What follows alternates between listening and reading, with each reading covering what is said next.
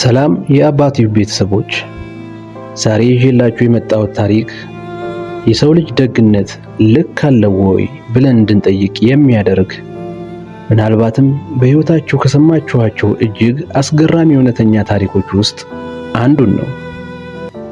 እስቲ አንድ ጥያቄ ልጠይቃችሁና ወደ ታሪኩ እገባለሁ። በሕይወታችሁ እጅግ በጣም ትልቅ የሆነ መልካም ነገር ብታደርጉ፣ ምናልባትም የብዙ ሰዎችን ሕይወት ብታተርፉ፣ ይህንን ነገር ለማንም ሳትናገሩ ለቤተሰቦቻችሁ፣ ለሚስታችሁ ወይም ለጓደኞቻችሁ እንኳን ሳትናገሩ ለ50 ዓመታት በዝምታ መኖር ትችላላችሁ? እውነታው አብዛኞቻችን አንችልም። ዛሬ የምነግራችሁ ታሪክ ባለቤት የሆነው ኒኮላስ ዊንተን ግን ይህንን አድርጓል።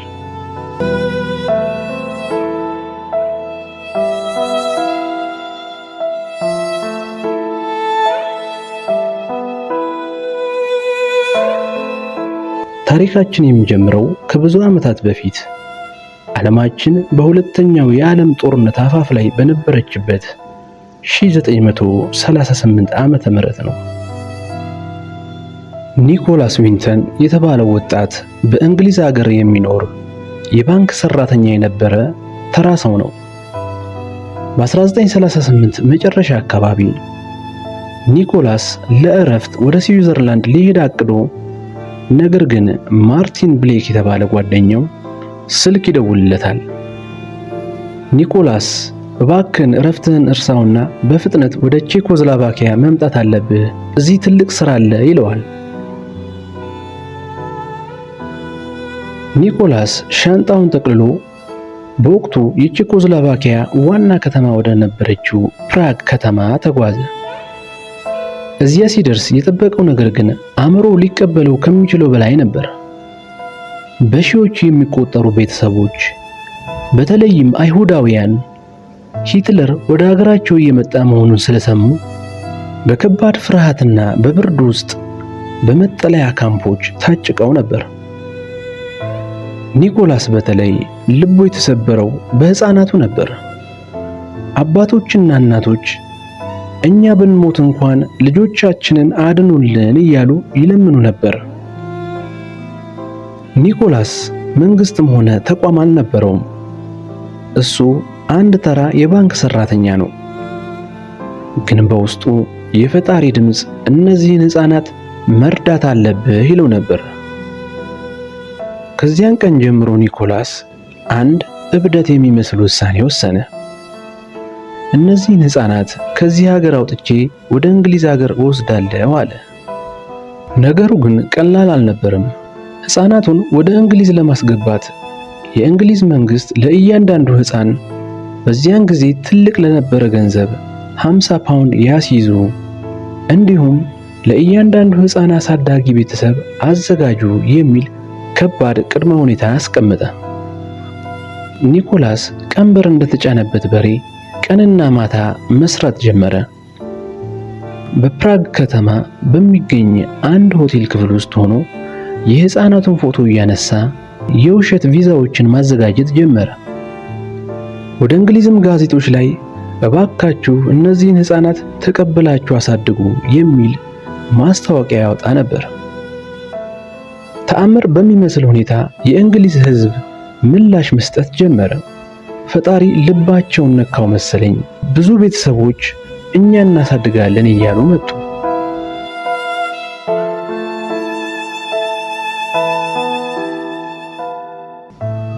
ማርች 14 1939 የመጀመሪያው የባቡር ጉዞ ተጀመረ። እናቶችና አባቶች በባቡር ጣቢያው ተገኝተው ልጆቻቸውን በእንባ ይሰናበቱ ነበር። ልጆቻቸውን ዳግም እንደማያዩዋቸው ልባቸው ያውቀው ነበር። በሕይወት ኑሩልን፣ ደህና ሁኑ እያሉ በባቡሩ መስኮት ይሰናበቱ ነበር። ኒኮላስ በዚህ ሁኔታ 9 ባቡሮችን አደራጅቶ በ8ቱ 669 ሕፃናትን ከሞት አፍ አውጥቶ በሰላም እንግሊዝ ሀገር አደረሳቸው። 669 ሕይወት 669 ተስፋ።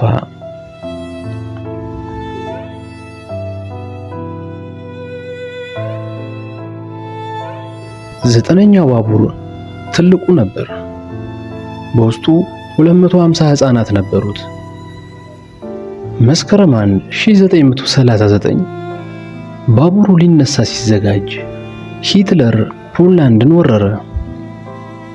ሁለተኛው የዓለም ጦርነት በይፋ ተጀመረ። ድንበሮች ተዘጉ። ያ ባቡር ከጣቢያው ሳይንቀሳቀስ ቀረ። በውስጡ የነበሩት 250 ሕፃናትም ዕጣ ፈንታቸው ጨለማ ሆነ።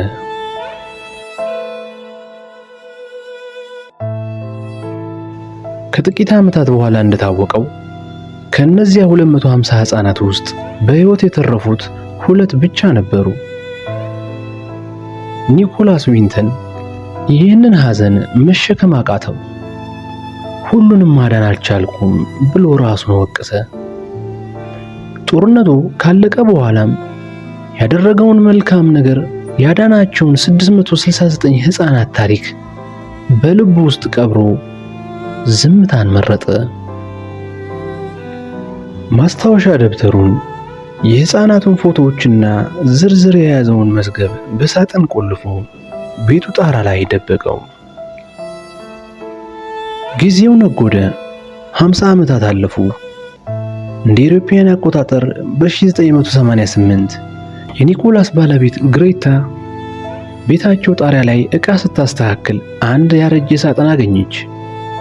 ስትከፍተው የብዙ ሕፃናት ፎቶዎችና ስሞች የሰፈሩበት ማስታወሻ ደብተር አየች።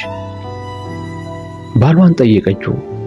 እሱም በዝግታ ታሪኩን ነገራት። ግሬታ ማመን አልቻለችም።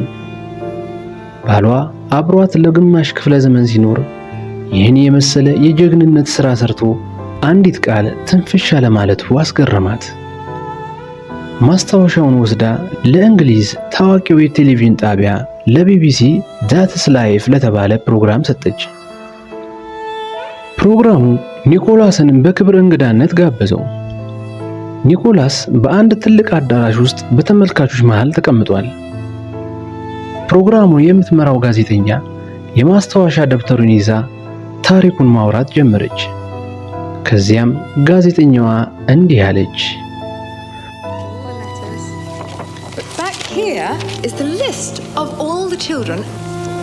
This is Vera Diamant, now Vera Gissing. We did find her name on his list. Vera Gissing is with us here tonight. Hello, Vera. And I should tell you that you are actually sitting next to Nicholas Winton. Hello. And it was just so wonderful, so terribly touching.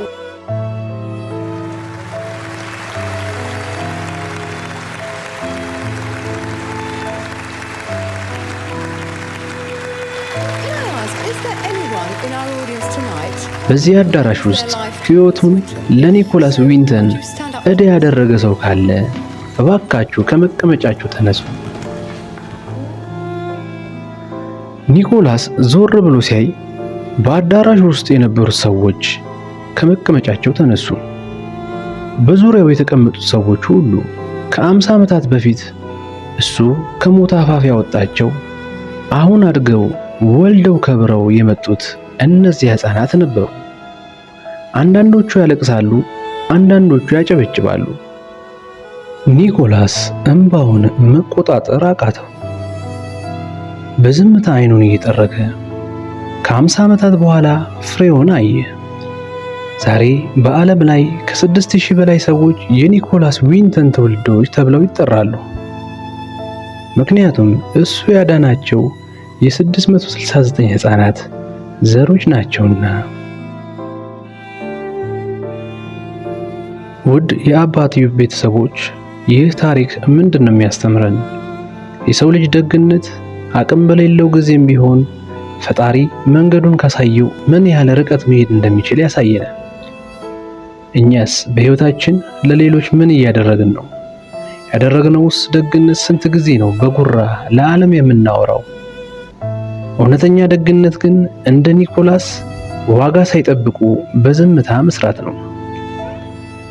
ይህ ታሪክ ምን ስሜት ፈጠረባችሁ? በሕይወታችሁ እንደዚህ አይነት ደግነት ያያችሁበት አጋጣሚ አለ? ከታች ኮሜንት ላይ አጋሩን። ቪዲዮውን ከወደዳችሁት ላይክ ማድረግ አትርሱ። እንዲህ አይነት አስተማሪና እውነተኛ ታሪኮችን ሁልጊዜ እንድናቀርብላችሁ ቻናላችንን ሰብስክራይብ በማድረግ ቤተሰብ ይሁኑ። በሌላ አስገራሚ ታሪክ እስክንገናኝ ቸርን ሰንብት።